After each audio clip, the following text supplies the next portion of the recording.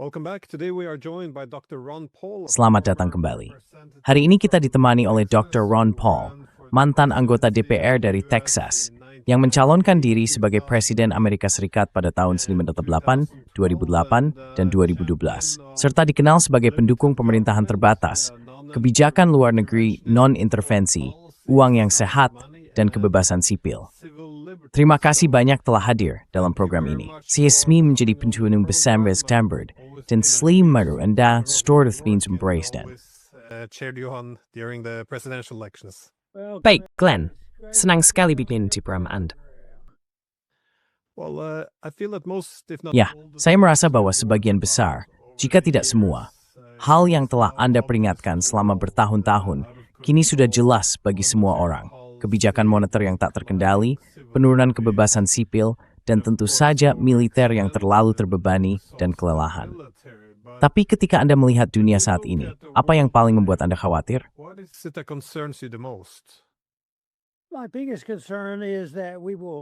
Kekhawatiran terbesar saya adalah bahwa kita sedang menuju ke arah kehancuran besar yang akan memengaruhi segalanya. Kebebasan sipil kita, seluruh tatanan. Kita sudah mulai melihat tanda-tandanya. Yang paling membuat saya khawatir adalah bahwa ketika hal-hal seperti ini terjadi, biasanya ada pergeseran dari masyarakat yang masih memiliki sedikit rasa hormat terhadap kebebasan pribadi, dan kita akhirnya berakhir dengan pemerintahan yang lebih diktatorial. Saya pikir kita sedang bergerak ke arah itu. Pada saat yang sama, saya berusaha mencari alasan untuk tetap optimis. Ketika saya hadir di program seperti milik Anda berbicara kepada banyak orang, dan ada banyak orang lain seperti luar sana yang melakukan hal yang sama. Internet juga telah memberi saya alat untuk menjangkau banyak orang.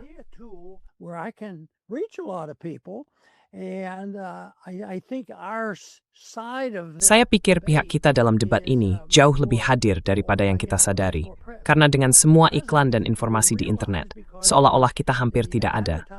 Namun, setelah banyak berkampanye, banyak bepergian, dan berbicara dengan banyak anak muda, saya merasa sedikit optimis, meskipun saya juga sadar betapa berbahayanya masa transisi ini.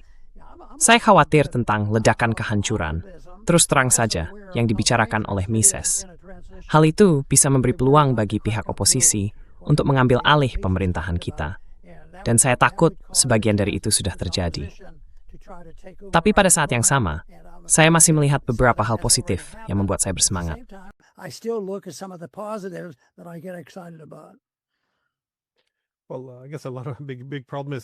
Ya, saya rasa masalah besar adalah bahwa semua isu ini saling terhubung.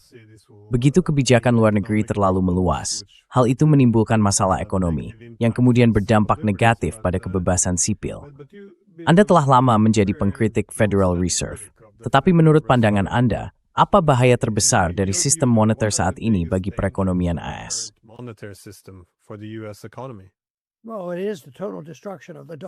Ya, ini adalah kehancuran total dolar, dan kita telah melakukannya secara sistematis. Kamu tahu, sudah ada orang yang memperingatkan kita sebelum tahun 2013 tentang apa yang akan kita hadapi, dan tidak butuh waktu lama setelah itu untuk mulai melihat masalahnya. Pada saat The Fed menciptakan depresi pertama, hal pertama yang mereka lakukan pada masa pemerintahan Roosevelt adalah mengambil emas. Dan kita bahkan tidak diizinkan untuk memilikinya. Itu terjadi, dan pengetahuan itu diambil dari kita. Karena harga emas memberi petunjuk tentang apa yang sedang terjadi. Menurut saya, buktinya sangat kuat. Saya mulai mengenal ekonomi Austria mungkin pada tahun 1990-an dan 1960-an. Dan mereka sudah menulis tentang hal itu. Mises dan yang lainnya ada di sana. Dan saya juga membaca Hayek.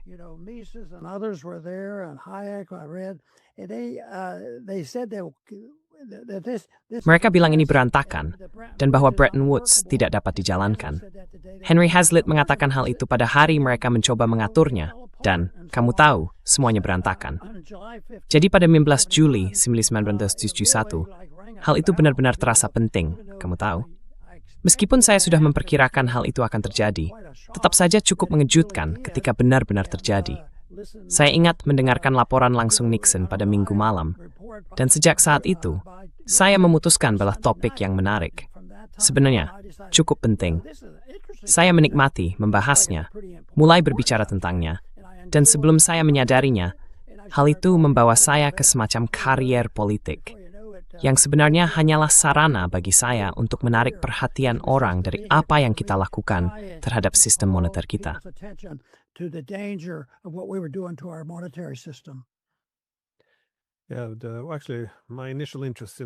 Sebenarnya, ketertarikan awal saya terhadap mazhab ekonomi Austria dan membeli emas berasal dari mendengarkan Anda dan Peter Schiff pada pertengahan tahun 2000-an. Namun, dalam hal kebijakan luar negeri yang terlalu meluas, saat ini kita sedang berperang melalui proksi melawan Rusia yang semakin lama semakin langsung. Bisa saja terjadi perang dengan Iran dalam waktu dekat, dan bahkan perang dengan Tiongkok mungkin sudah diambang pintu. Saya akan paham tidaknya yang terpapar simet militer global di antik ameni nasional dan merata fiskal. National security as well as the fiscal health. Ya, dari sudut pandang saya, ini adalah sebuah kengerian. Kamu tahu, ini menghabiskan kekayaan. Semua perang melakukannya jika berubah menjadi perang besar yang sesungguhnya. Tapi disinilah kita menghabiskan diri kita sendiri sampai kehancuran. Ini adalah bagian besar dari alasan mengapa kita mendekati utang sebesar 40 triliun dolar. Ini adalah sesuatu yang biasa terjadi pada kekaisaran. Kekaisaran pada akhirnya berkembang terlalu jauh. Mereka melebarkan sayap terlalu jauh dan menghabiskan terlalu banyak uang. Jadi utang dan ekspansi kekuatan militer cenderung, kamu tahu, membawa segalanya menuju akhir.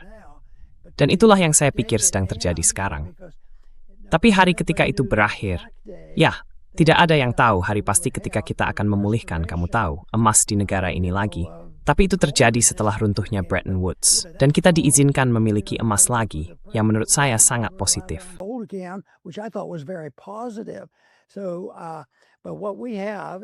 Jadi, yang kita miliki adalah kebijakan luar negeri yang sangat-sangat agresif dan sangat-sangat mahal. Dan rakyat Amerika itu mudah tertipu. Saya membayangkan ada banyak orang yang mudah tertipu karena mereka bergantung pada dolar. Tapi kadang-kadang, kalau kita melihat negara-negara yang kita hadapi, mereka juga mulai menjadi pintar. Mereka mulai mungkin melindungi diri dari hal yang kita khawatirkan, yaitu keruntuhan total dolar. Dan ketika kita melihat harga emas naik dari 1.000 menjadi 5.000, mungkin segera 6.000, pasti ada sesuatu yang besar sedang terjadi. Dan tentu saja, dari sudut pandang saya yang berusaha menciptakan pemerintahan yang lebih baik, tujuan utama saya adalah berupaya menuju masyarakat yang memungkinkan orang untuk secara mandiri membuat keputusan, mengendalikan kekayaan mereka, selama mereka tidak melakukan kongresi,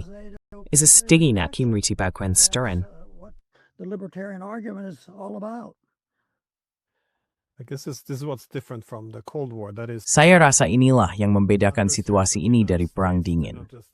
Para lawan Amerika Serikat tidak hanya menjadi penentang di ranah politik dan militer, mereka juga mulai mengurangi ketergantungan mereka pada instrumen kekuatan ekonomi, seperti dolar AS. Namun, apa tanggapan Anda terhadap para pengkritik yang berpendapat bahwa kebijakan luar negeri non-intervensi justru akan memberanikan para lawan dan membuat mereka tumbuh percaya diri?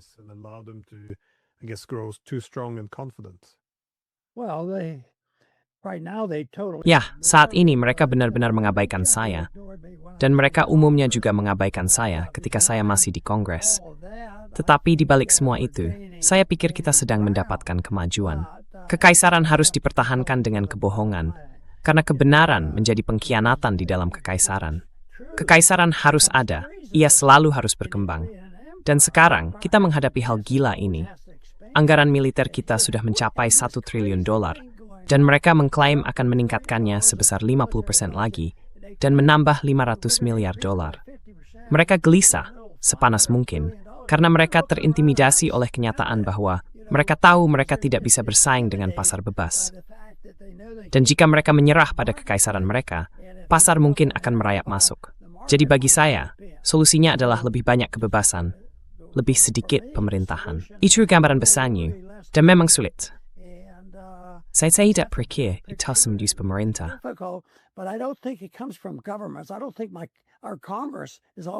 Saya tidak berpikir Kongres kita tiba-tiba akan menjadi pintar dan melakukan beberapa hal yang saya minta. Kamu tahu, ini akan menjadi sebuah transisi. Saya pikir perubahan yang nyata datang dari luar Washington, melalui pendidikan. Itulah sebabnya, meskipun saya tidak memahami semua teknologi dan internet, saya melihatnya sebagai alat yang baik bagi kita. Saya pikir ada banyak orang di luar sana yang bahkan belum kita kenal. Saya percaya ada sekelompok kecil orang yang selalu berhasil menyelamatkan sesuatu, dan saya pikir jumlahnya cukup besar. Saya menyadari hal itu ketika saya menjalankan kampanye presiden, karena saya bertemu banyak orang, dan banyak anak muda yang tertarik. Itulah yang membuat saya bersemangat. Jika saya pergi ke universitas yang liberal, saya bisa mendapatkan ribuan orang, anak-anak muda, mahasiswa, pelajar sekolah menengah.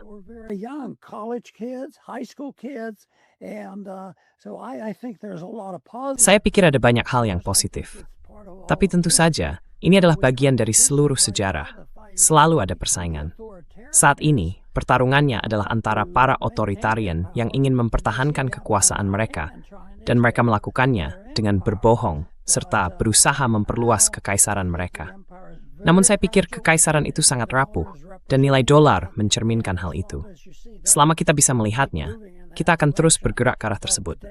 Bahayanya, bagaimanapun, adalah kekuasaan politik. Seberapa besar kekuasaan itu, dan seberapa besar kerusakan yang akan terjadi selama masa transisi. Itulah sebabnya sangat penting ada sekelompok orang yang terus tumbuh dan memimpin dalam memahami apa arti kebebasan sebenarnya. Saya pikir para pendiri bangsa kita telah memberi contoh yang cukup baik tentang tanggung jawab kita. Namun orang-orang yang mulai sedikit memahami apa yang kita bicarakan terkadang menjadi putus asa.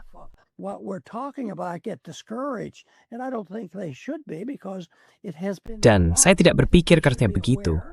Hanya karena hal itu sudah ada begitu lama. Saya pikir harus sadar dan termotivasi. Satu hal yang saya katakan kepada kerumunan, jika saya berbicara kepada mereka, dan mereka tampak antusias, saya berkata, jika kalian mulai memahami hal ini dan benar-benar percaya pada isu kebebasan, maka saya percaya kalian secara pribadi memiliki tanggung jawab yang lebih besar untuk membicarakannya, karena orang lain berada di wilayah yang tidak pasti. Dan itu bukan untuk memaksa mereka, atau mengambil alih sistem sekolah, atau hal semacam itu. Tapi saya pikir individu yang berkata, saya pikir pesan kebebasan itu benar, dan saya ingin berpartisipasi, masing-masing memiliki caranya sendiri untuk melakukannya. Enet Risman Tralwaj, Amir Bixdi Samuel, Temhent, It's you Chalfasta Anhil Istek Babis.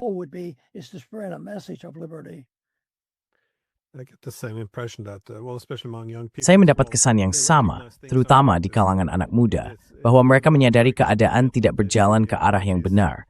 Namun mereka melihat para penguasa pada dasarnya memperjuangkan hal yang sama. Jadi saya pikir pesan baru atau segar seperti milik Anda selalu sangat disambut baik. Tapi Anda menyebutkan bahwa imperium itu rapuh. Salah satu instrumen utama dari imperium tersebut tampaknya adalah ekspansi dan intervensi NATO. Saya tidak yakin apakah Anda setuju, tetapi bagaimana Anda melihat masa depan NATO? Karena untuk pertama kalinya tampaknya masa depannya bisa diragukan. Amerika Serikat tampak lebih bersedia untuk menurunkannya dari prioritas utama. Apakah Anda pikir masa-masa NATO bisa berakhir? Dan apa yang Anda lihat sebagai tujuannya saat ini? What is the goal of NATO today, the way you see it? Nah, tujuan mereka adalah mempertahankan kekuasaan, bersikap politis, dan menjadi bagian dari kekaisaran. Tapi itu tidak bisa dijalankan, jadi akan hancur dengan sendirinya. Dan menurut saya, yang kita lihat sekarang adalah bahwa itu tidak efisien. Bahkan Robert Taft menentang bergabung dengan NATO. Dari sudut pandang libertarian, itu hanya berarti pemerintahan yang lebih besar, kamu tahu, mengambil keputusan dari tangan individu. Jadi, saya pikir ini adalah isu yang sangat penting. Tapi saya tidak berpikir kita membutuhkan NATO. Saya memang berpikir, pemerintahan kita telah melakukan sedikit hal baik dengan menunjukkan beberapa hal bodoh yang telah dilakukan NATO dan yang seharusnya tidak kita lakukan, A, B, dan C. Tapi saya tidak berpikir itu jawaban sepenuhnya, karena yang benar kita butuhkan adalah pemahaman.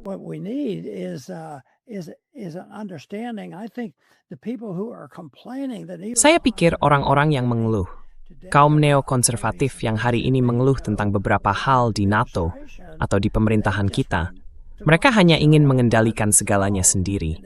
dan mereka ingin menyingkirkan setengah bagian yang lama. Tapi kita harus, atau setidaknya saya merasa kita seharusnya, memperjuangkan gagasan bahwa kolektivisme dan pemerintahan, serta menggabungkannya dengan Liga Bangsa-Bangsa, Perserikatan Bangsa-Bangsa, NATO, semuanya bersifat politis. Dan kita seharusnya bersatu, karena kita percaya pada sesuatu. Sesuatu yang dalam beberapa hal sangat sakral, yaitu kebebasan pribadi dan tanggung jawab pribadi, yang kemudian menciptakan sebuah sistem di mana tidak ada apapun selain uang yang jujur.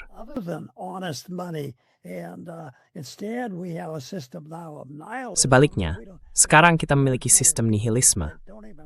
Ada banyak orang yang bahkan tidak percaya bahwa kebenaran bisa ditemukan. Jadi mereka yang percaya pada kebebasan dan mereka yang nihilistis, ini adalah pertarungan yang nyata, karena kaum nihilistis tidak percaya pada hukum alam. Kamu tidak boleh berbohong, menipu, mencuri, atau membunuh. Namun jika jika semakin banyak orang percaya pada hal itu dan mempraktikkannya, dunia akan damai. Kamu tidak berbohong. That's the pemerintahan paling waktu. Prinsip lain yang harus kita ubah adalah sebuah kenyataan dan beranggapan rakyat.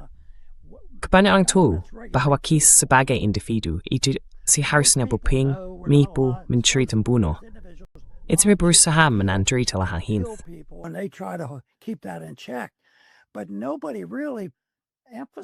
Namun tidak ada yang benar-benar menekankan fakta bahwa inilah yang dilakukan pemerintah. Mereka berbohong, menipu, mencuri, membunuh, dan memulai perang. Jadi semuanya saling berkaitan, di mana pemerintah justru menimbulkan lebih banyak kerugian dibandingkan orang-orang jahat yang melakukan hal-hal itu secara individu. Tentu saja, ini adalah masalah moral. Kita bangkrut secara finansial, tetapi kita juga mengalami kebangkrutan moral. Ini adalah kurangnya keyakinan pada hukum alam dibandingkan dengan nihilisme. Sikap yang berkembang adalah, yang kita butuhkan hanyalah membangun kekaisaran, dan mereka akan mengurus kita. Jadi tantangannya sudah ada. Ini bukan hal baru. Namun, saya mencari tanda-tanda bahwa mungkin ada sedikit optimisme, dan memang ada beberapa. Dan saya berusaha ikut serta melakukan apa yang saya pikir seharusnya kita lakukan.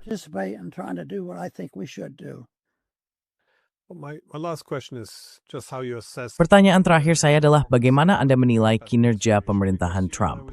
Anda dan saya berbicara sekitar setahun yang lalu, dan pada saat itu ada pemotongan dana untuk USAID, dan beberapa LSM yang terkait dengan badan intelijen, seperti National Endowment for Democracy. Ada pembicaraan tentang mengurangi pembengkakan birokrasi, mungkin melakukan audit terhadap militer atau the Fed, dan sebagainya. Beberapa hal itu tidak terlaksana. Bagaimana pilihan Endes George Slurendade, the Captain Pond Sir Trump in Adams, za.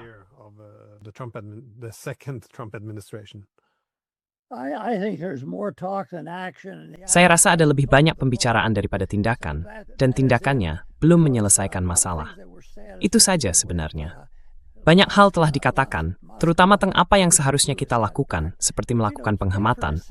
Tetapi, misalnya, ambil contoh tujuan untuk menghapus Departemen Pendidikan dan menyerahkan urusan pendidikan kepada masyarakat lokal. Itu sudah dikatakan, lalu dibatalkan.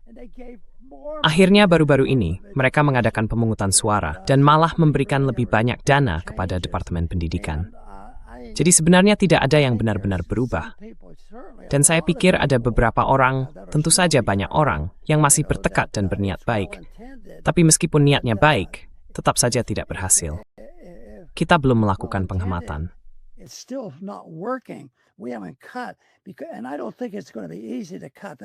Dan saya tidak berpikir akan mudah untuk melakukan pemotongan. Itulah sebabnya saya tidak berpikir Washington adalah jawabannya. Karena jika saya menjabat dan memiliki kekuasaan diktatorial selama seminggu dan memangkas anggaran sebesar 10%, atau mengatakan bahwa Federal Reserve tidak boleh lagi membeli utang pemerintah, itu akan menjadi hal yang revolusioner. Akan ada begitu banyak konsekuensi. Orang-orang tidak akan mau bekerja sama karena mereka harus memahami mengapa orang berpikir inflasi bisa diselesaikan dengan mengirimkan lebih banyak uang agar mereka bisa membayar tagihan. Saya pernah mendengar orang berkata kepada saya, "Apa yang Anda ingin saya lakukan tentang inflasi? Kirimkan saya lebih banyak uang. Saya butuh lebih banyak uang di gaji saya." Dan saya berkata, "Ya, tapi Anda tahu, itulah masalahnya. Segalanya selalu diselesaikan dengan mencetak lebih banyak uang. That's the problem. Everything is to print more money. You have to change the philosophy. Kita harus mengubah cara berpikir. Kita harus menghentikan pengeluaran. Kita harus menantang negara kesejahteraan. Kita harus menantang kompleks industri militer. Tapi kamu bilang, ya, itu terdengar mustahil. Tidak ada kesamaan dalam satu hal antara apa yang kita lakukan dan apa yang dilakukan kaum Marxis. Mereka menginginkan kekacauan. Mereka ingin itu terjadi. Kita tidak menginginkan kekacauan, tetapi jika itu terjadi, mungkin itu memberikan kesempatan untuk mengatakan bahwa ada jawaban untuk ini. Kaum Marxis menginginkan kekacauan karena mereka ingin mendorong aatan telah kekuasaan menuju kekuasaan yang lebih diktatorial. Dan itu picu pendidikan. Itulah salah satu alasan saya memilih semua kelompok pendidikan di rumah.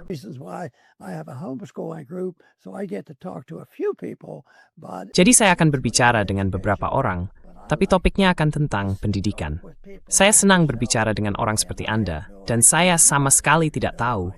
Anda mungkin bahkan tidak tahu berapa banyak orang yang Anda pengaruhi. Jadi pengaruh itu ada di luar sana. Dan saya percaya bahwa ketika waktunya telah tiba untuk sebuah gagasan yang memang sudah waktunya, bahkan pasukan pun tidak bisa menghentikannya. Dan saya pikir itu benar. Gagasan sangatlah penting. Saya memikirkan apa yang terjadi saat COVID. Orang-orang akhirnya tersadar dan berkata, ini gila. Dan Anda tahu, akhirnya semuanya mereda dan mereka berhenti melakukan hal gila itu. Jadi ini tentang membuat orang bersemangat dan memahami. Dan bagi saya itu pertama-tama adalah persoalan moral dan pendidikan.